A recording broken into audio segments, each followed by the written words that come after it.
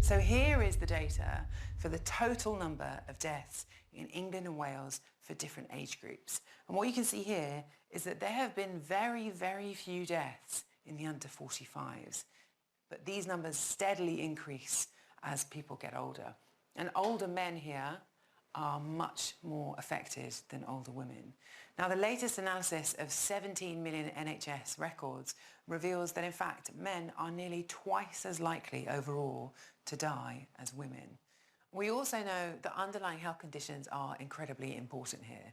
And some of the biggest factors in increasing your risk are obesity and diabetes, which in severe cases can more than double your risk of death. And geography matters too here. This map here shows the death rates across England between March and April. Now, London and Birmingham here alone account for nearly 30% of all reported COVID-19 deaths. And these, of course, are places that are also home to some of the most deprived communities in the country. If you take, in fact, all of the areas of England and you line them up from the least deprived to the most deprived, it's very clear that those who are most impacted by COVID deaths are also in the most deprived areas of the country. Of course, people in these communities are more likely to have existing health conditions, but it's also that some of the lowest paid workers, our bus drivers, our shelf stackers, our hospital porters, can't work from home, putting them at higher risk of catching the virus. And it looks like your ethnicity matters too. If I show you the relative risks of dying of COVID-19 for different ethnic groups, you can see something that's quite striking.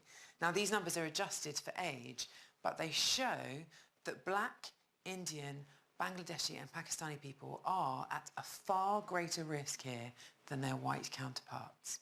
Now, until a few weeks ago, some suggested that this might be because people from different ethnic groups are more likely to live in deprived communities and perhaps more likely to have existing health problems.